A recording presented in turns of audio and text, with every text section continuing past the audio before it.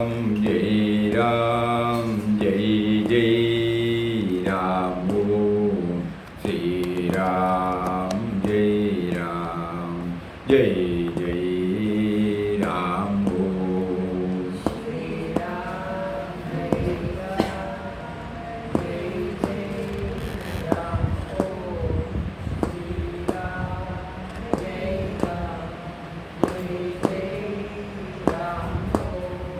Shri Ram, Jai Ram, Jai Jai Ram, Om Shri Ram, Jai Ram, Jai Jai Ram.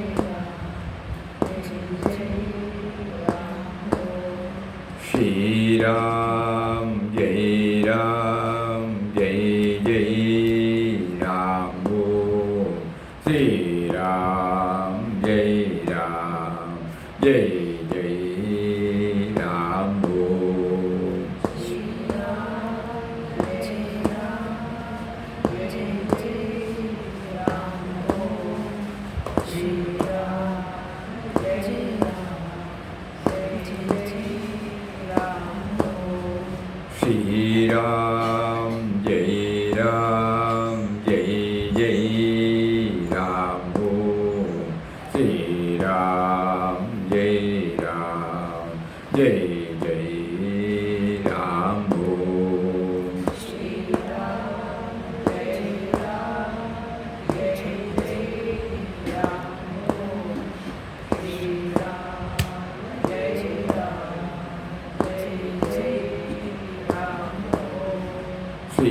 Ram, Jai Ram, Jai Jai Ram, Om Shri Ram, Jai Ram, Jai Jai Shri Ram, Jai Ram, Jai Jai Ram, Om Shri Ram, Jai Ram, Jai Jai Ram, Om Shri Ram, Jai Ram, Jai Jai Ram, Om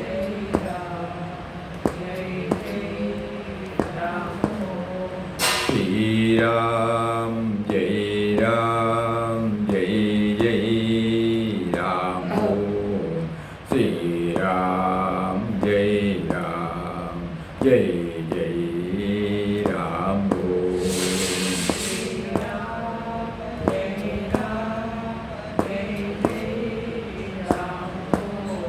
Ram, Jai Jai Ram, Om Shri Ram, Jai Ram, Jai Jai Ram, Shri Ram, Jai Ram, Jai Jai Ram, Om Shri Ram, Jai Ram, Jai Jai Ram, Om Shri Ram, Jai Ram, Jai Jai Ram, Om Shri Ram, Jai Ram, Jai Jai Ram, Om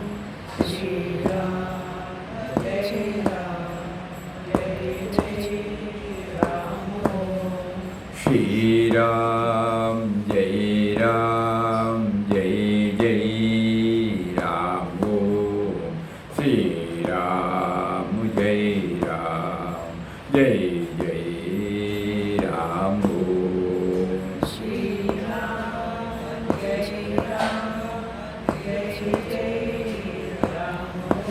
Ram, Jai Jai Ram, Om Shri Ram, Jai Ram, Jai Jai Ram, Om Shri Ram, Jai Ram, Jai Jai Ram, Om Shri Ram, Jai Ram, Jai Jai Ram, Om Shri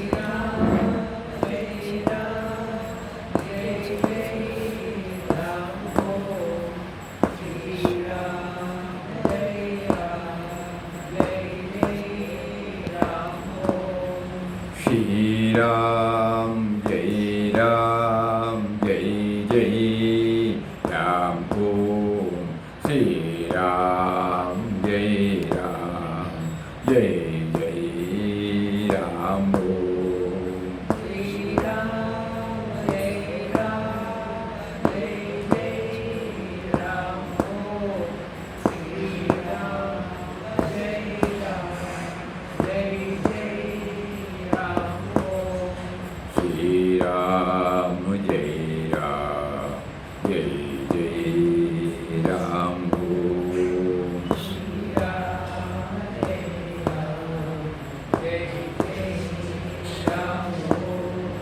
Shri Ram, Jai Ram, Jai Jai Ram. Om. Shri Ram, Jai Ram, Jai Jai Ram. Om. Shri Ram, Jai Ram, Jai Jai Ram. Om.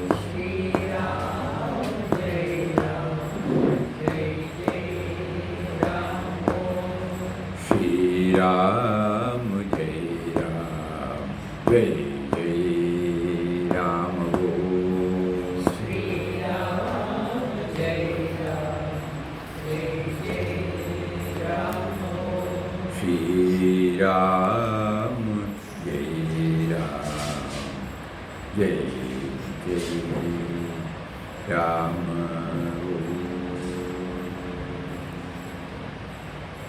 Om Shri Ram, Jai Ram, Jai Jai Ram. Hari Om to everybody.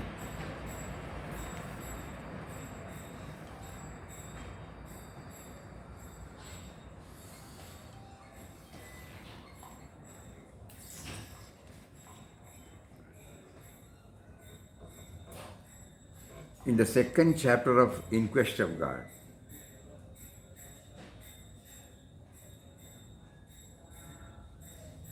there is an important point there, that what is the main obstacle in our spiritual life is, Papa points out in a different way, his own prayer to the indwelling reality, that remove the I-ness in me, mine. That is the biggest headache. All of us are unknowingly or knowingly facing it. So, Gwandavarikar Maharaj says, our doership is only partial, slight, nominal. Suppose we keep on thinking, probably we might get some clue, how to control. Real doership rests fully with God. Because if He is not there, I don't exist.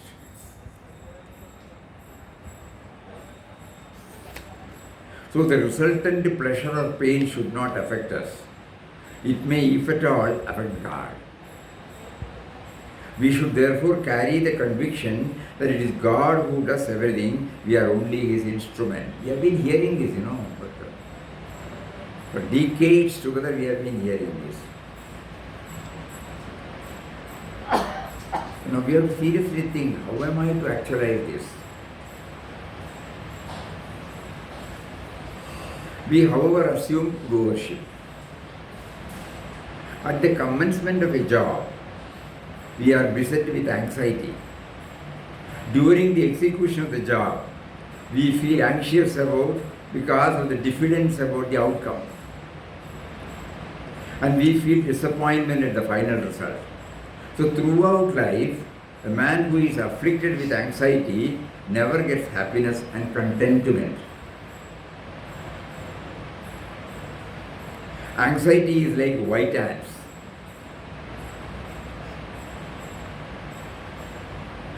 Its depredation is unnoticed but becomes apparent only from the ruin brought by it. Similarly, anxiety in an unnoticed way eats into faith.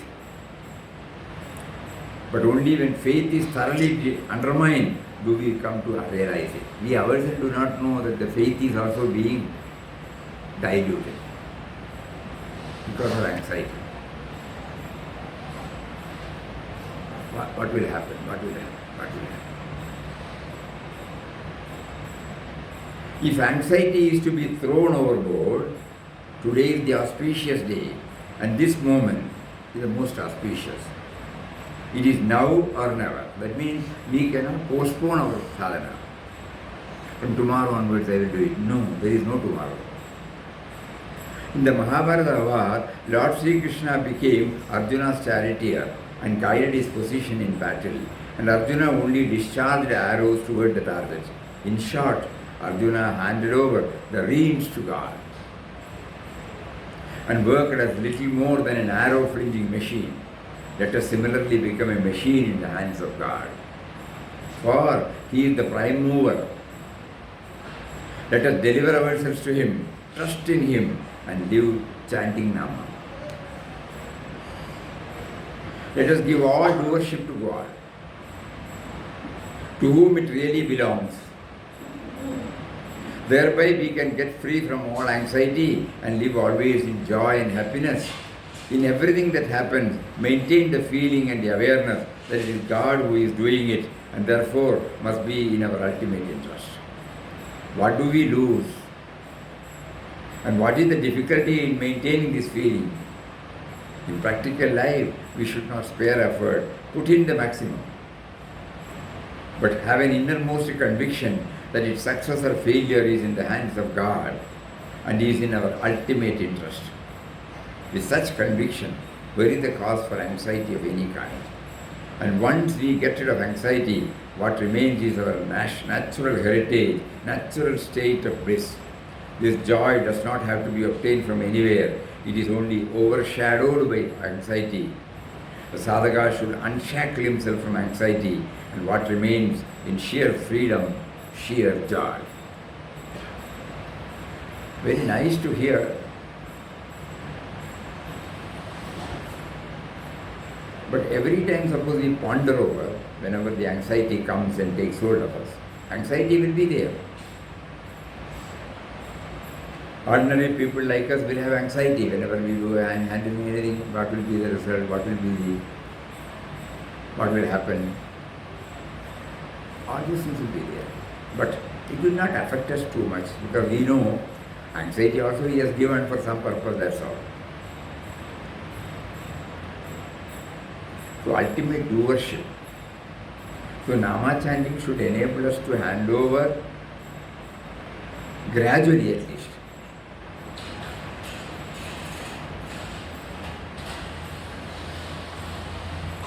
How will we know? No, we have to put all the incidents that are happening in our life together. Then we will know how He invisibly, through so many forms, through so many objects, through so many situations, He guides, leads, teaches, punishes, protects. All those things are going on.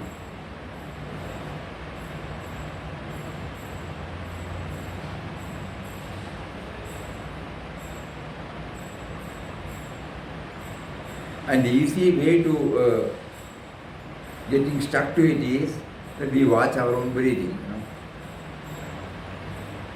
He is the breath of the breath. Eye of our eyes, ear of our ears, heart of our hearts, mind of our minds, breath of our breaths. Like that we keep on telling, we pick out something from that.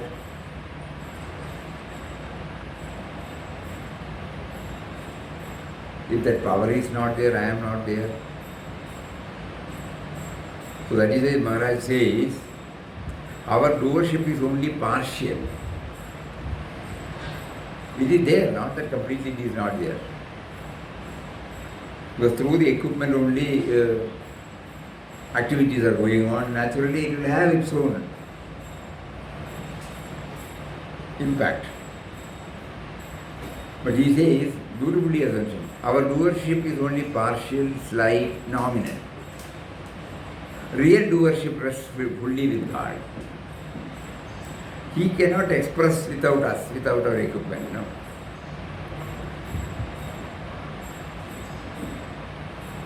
Though outwardly we see the fan moving,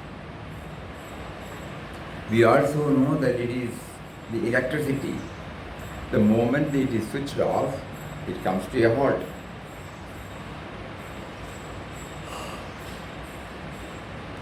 Even during our session, suddenly the current goes. The equipment, it may be a costly one,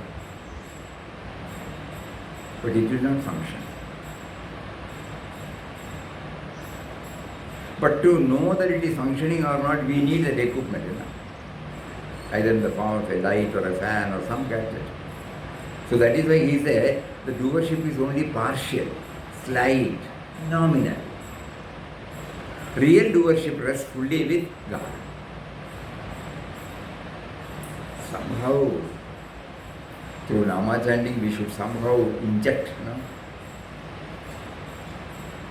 That is why Papa specifically said, when you chant, you must remember that it is He who is making you to chant. Even that we are unable to hold on. The simple thing is, if He is not there, I will not be able to chant. If the breathing stops, finished, I will not be able to chant.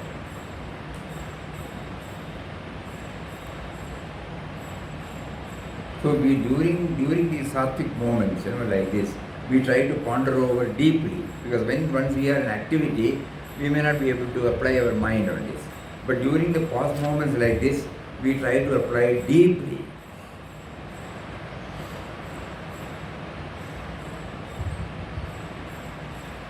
Mataji used to say about the Kali Swarup, that is also another clue, how to get ourselves riveted to that idea, that He is there always with us. Today we were going through a couple of slokas in Bhagavad Gita, where the same idea is being brought out.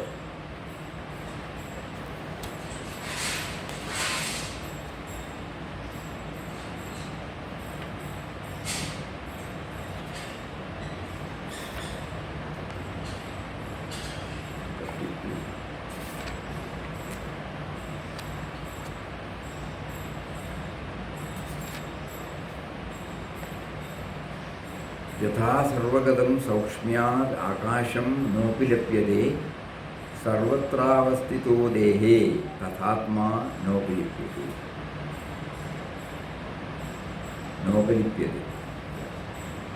As the all-pervading akasha or space, because of its subtlety, is not tainted, so the self existing everywhere in the body is not tainted. So we are being asked to hand over the ownership to Him. But none of the actions taint Him. That we should. This akasha or space is all-pervading. You cannot see any place or thing where space is not there. Even inside a piece of stone, there is space. Imagine. With our eyes, we cannot see space within a thick stone. But look at it from the point of nuclear physics. Between one atom and another, there is space. Within the atom itself, there is a tremendous space. The language of the modern scientist will be stunning to us when he says, from the core of the atom, where the protons are, up to the electron, that is at the periphery, there is as much distance, relatively speaking, as between the earth and the sun. All that is space, empty space, great void. What is this universe? It is empty space. The amount of matter in the universe is so little, the rest is all empty space. And within the matter also, there is empty space. That is the language physical science uses today. This akasha or space, which is everywhere, and because of its being extremely subtle, it is never tainted. Na upalapyate. You cannot taint the akasha. Suppose there is a dirty smell in the room. It does not taint the akasha in the room. You just drive the stale air out and it becomes all right. So the example of the akasha is taken. What else can be taken as an example for this wonderful, infinite reality? So all our literature takes space as an example. Space is everywhere, inside, outside. And it cannot be tainted. Brahman also is inside, outside, everything. It cannot be tainted. Similarly, because of the Atman being extremely subtle, even though present all over the body, the Atman is not tainted. Though the Atman is within the body and everywhere else, it is not tainted thereby. That is the great focus of spiritual aspiration. There is something which is sacred, holy in nature and human experience. That is this Atman, infinite Atman. We call it God in the usual religious language. But unfortunately, the word God usually means someone sitting in the sky, an extra cosmic entity. If that reference is removed, this word God can stay. It is a beautiful word. But you have to explain it as being not an item among items. God as an item in the world is not the nature of God in Vedanta. God is the all. Everything is only an expression of the divine.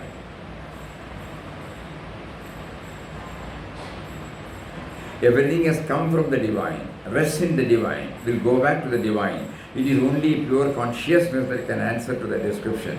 Ever clean, ever pure, no taint at all.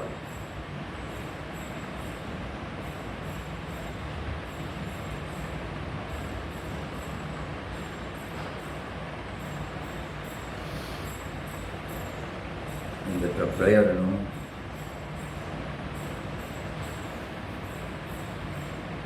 Pratasmarami Hridi Samspurat Atmatattvam Sat Chit Sukham Paramahamsa Gatim Turiyam Yat Swapna Jagar Sushupti Mavidi Nityam Tadbrahma Nishkalam Untainted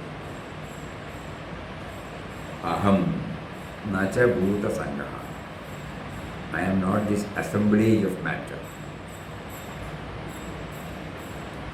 So, Gondavarikar Maharaj told us just now that when we do action, our doership is only partial, slight, nominal. Real doership rests so fully with God. We are not aware of it now. We are thinking, we are planning, we are doing. So here Maharaj is asking us to go ponder deeply on this particular sloka in Bhagavad Gita. There are many slokas. This particular sloka also amplifies. So he is the real owner.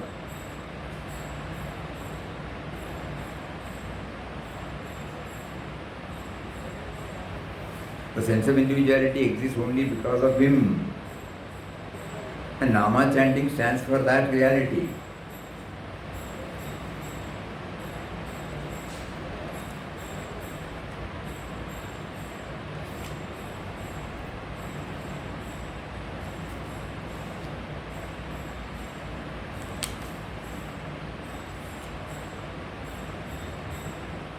It is only pure consciousness that can answer. Ever clean, ever pure, no taint at all. That is the nature of the Atman. There is a focus like this in each one of us. That is the most inspiring message Vedanta gives to humanity. You may be the most wicked person. Your psyche may be wicked. Your sensory system may be wicked. But there is some focus in you, free from all this wickedness. The core of your being is the Atman, and that is never wicked. Just now he said, there may be foul smell in the room, but it doesn't get affected, the space doesn't get affected there. The moment we open the door and the outer air comes and takes it away, though the foul smell was there in the particular space, it allowed the foul smell to exist there for some time, but because of its there, the space is not getting tainted. So the wickedness, he says, that is why we can be redeemed by ourselves. If we stay at the individual level, very. If we try to raise ourselves from the individual level, so Nama chanting should enable us to raise ourselves from the individual level.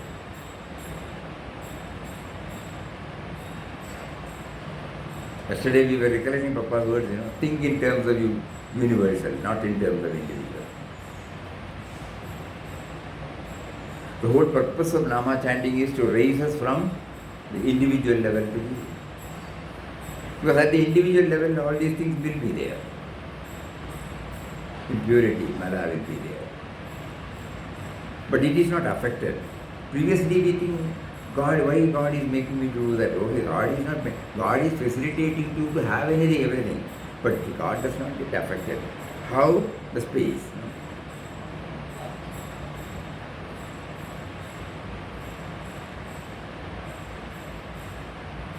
You have to ponder over deeply.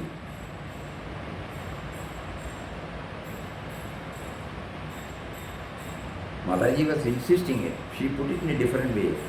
Bluntly she will say, the gap between you and me is Papa, is God. If you want to have some idea of Papa, go outside and see the gap between the sky and the earth. It's called space, space. God is so. So in order to my chanting should be to connect myself to this, That means every thought, every word, every deed should come from a little more higher than the individual. Going on to the final, little more higher.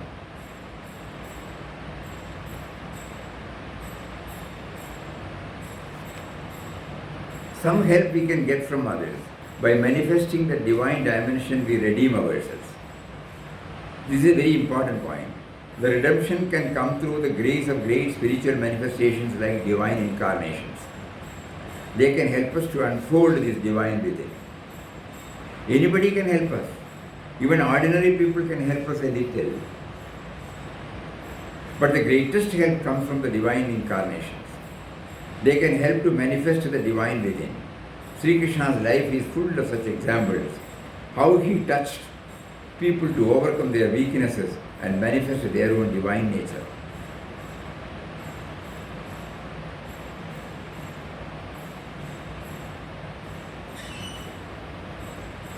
Holy people never see the sin.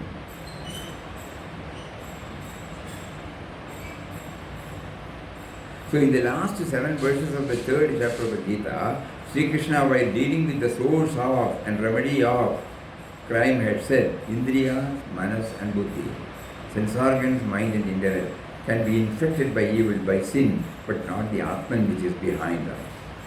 So, take recourse to that dimension of your personality and overcome these infections by realizing your own true nature.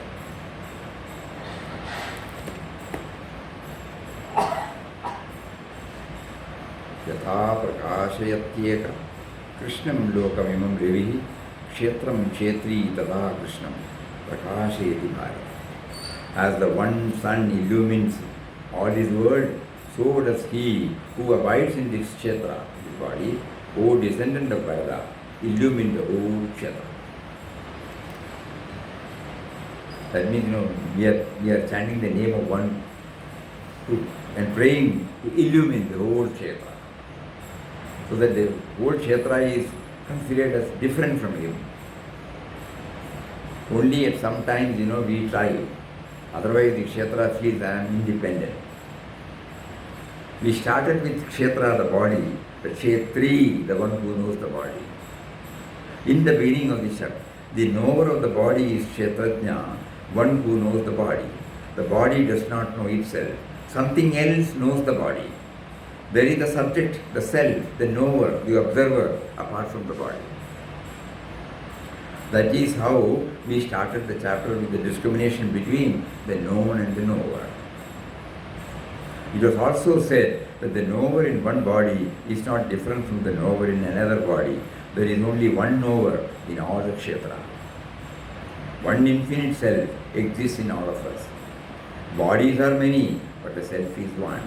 But in you, in me, there is also a false self, the self conditioned by the body-mind complex, the genetically conditioned self. That makes me separate from you.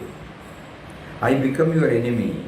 I may exploit you. I may kill you. All this because this self is caught up in the body-mind complex, cannot escape. But the real self will not only release love, concern, service, dedication to the world outside. This is the teaching.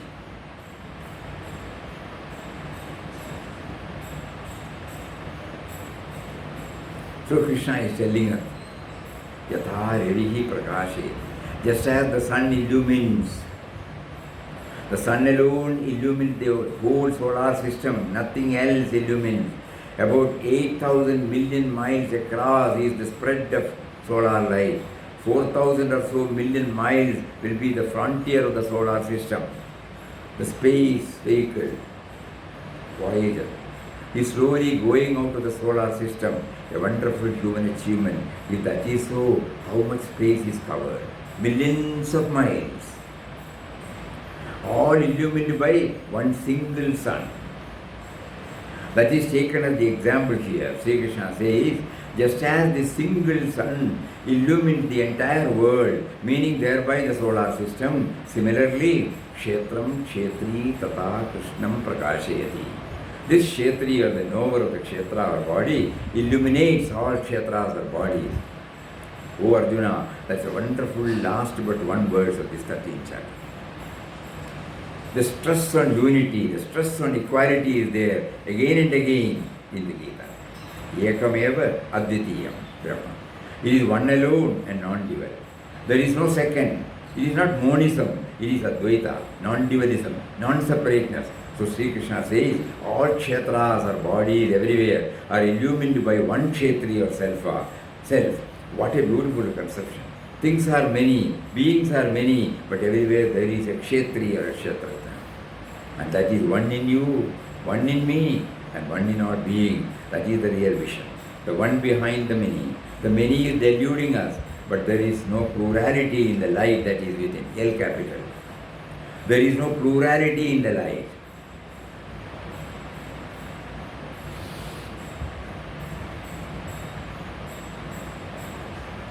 But the different configuration of the body-mind complex makes it appear as if there are many selves. Really speaking, there is only one infinite God of the nature of pure consciousness. The light of consciousness lights up everything in the world. Tasya bhasa sarvam idam vibhati. That is the language of the Upanishads. By its light, the whole universe is lighted. It is the light of all lights. Jyotisham api jyoti. In verse 17 of the chapter, Krishna uses this expression. It is neither he nor she. We use the word tat, that means that, or it. Om Tat Sat. Om, that supreme truth. That is how God is described in a brief utterance. That will come in the following chapters. So in this last but one verse, you get this idea that all the bodies are illumined by one single self, yes, capital again, in the nature of pure consciousness. But within the body, when this light gets caught up, it finds itself as separate, in a state of ignorance or delusion. Even though we are one with each other, we try to kill each other, to destroy each other, to fight with each other. All that is so because we do not know the truth.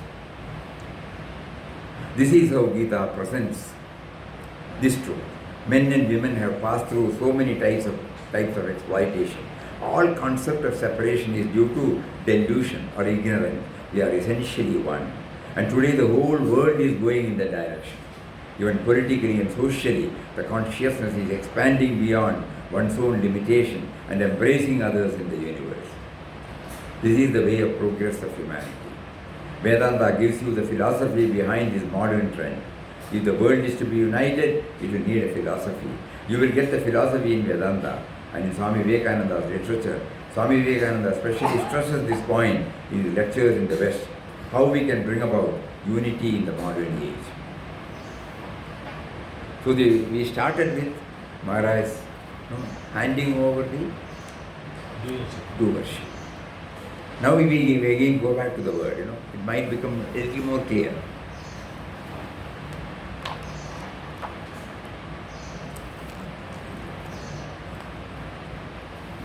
Our doership is only partial, slight, nominal. Real doership rests fully with God. So the resultant pleasure or pain should not affect us.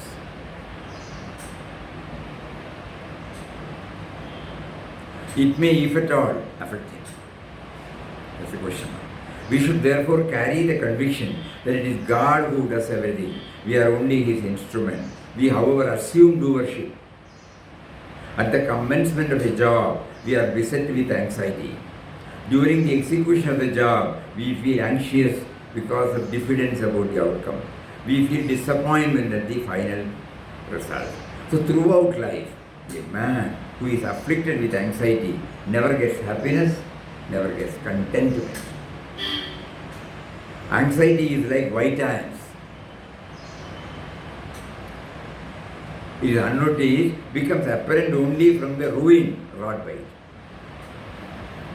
Similarly, anxiety in an unnoticed way eats into faith. But only when faith is thoroughly undermined do we come to realize. It's a very, very thought-provoking word. So if anxiety is to be thrown overboard, today is the auspicious day, and this moment and this most auspicious.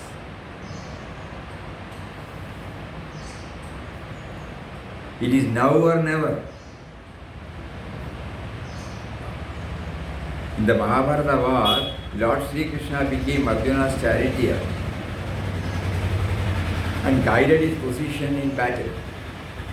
And Arjuna only discharged arrows towards the target.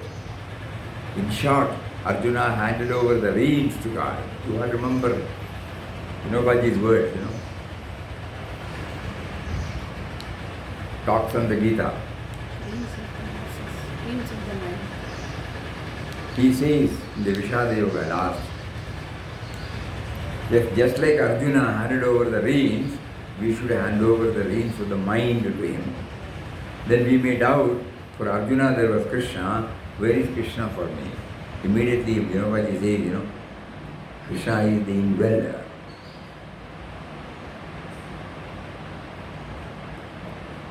That means if we connect ourselves to the indweller, he will lead us to victory.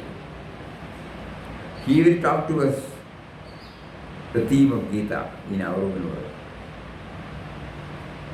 That is how he presented it. Same.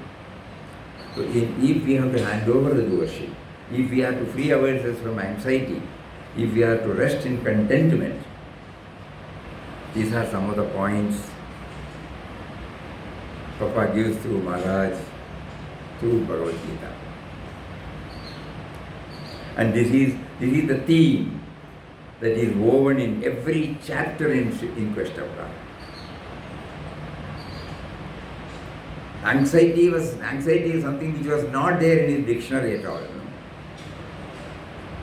Tomorrow where I am going to stay, who will give me food, nothing affected him now.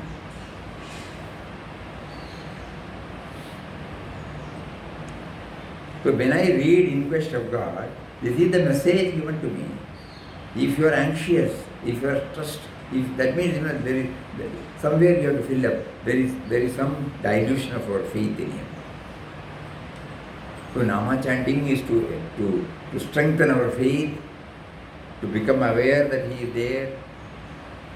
In simple words, Papa said, we should chant with the feeling that it is he who is making me to chant. So let us all deeply ponder over all these points, so that we can make our chanting more and more effective, and we can watch ourselves whether we are getting freed from the clutches of anxiety.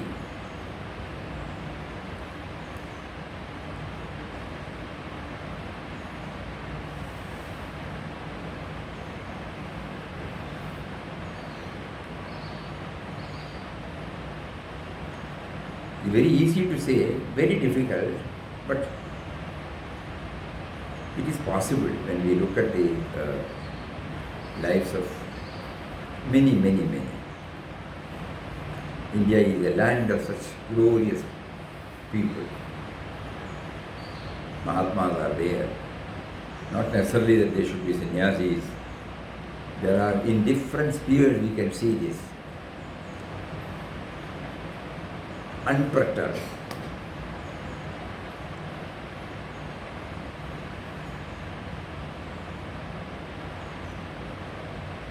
So ownership, that.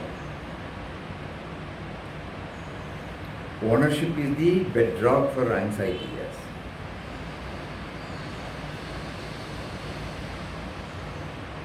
Me and mine. That is why I am anxious, whether I will lose it.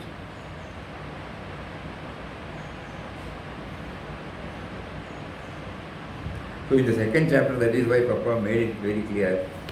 He was praying to the Lord, indwelling reality, that remove the I-ness from me.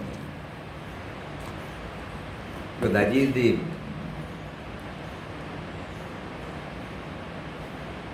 base from which, we build up our individuality and we get stuck there. However much we read, however much we hear, however much we are impressed, still somewhere, it doesn't allow us to influence in all our thoughts, words and deeds.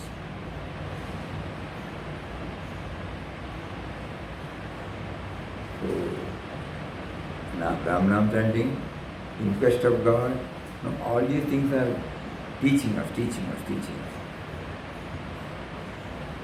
During our Papa's centenary, Sannyas centenary, he has prompted all of us to make an in-depth study of God. So let us try to find out what are the points that are emerging from each and every chapter, and how to reach up to that. There should be a conscious effort so that it doesn't become an academic exercise, it doesn't become a program, it doesn't become a session, it doesn't become a superficial activity. As much as possible, we will try, and for that we seek His grace.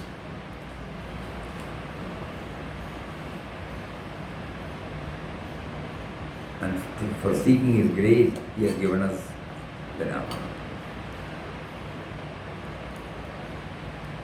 Handing ourselves over, lock, stock and barrel. Hari Om. Om Shri Ram Jai Ram Jai Jai Ram Om Shri Ram Jai Ram Jai Jai Ram Om.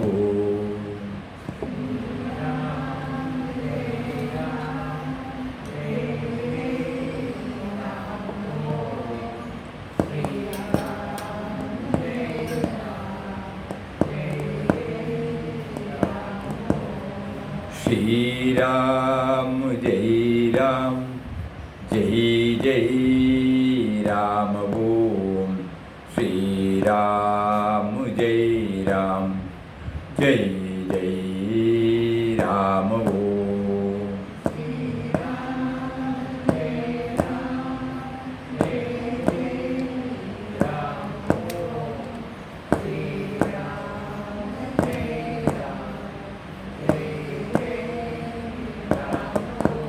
Shri Ram Jai Ram Jai Jai Ram Om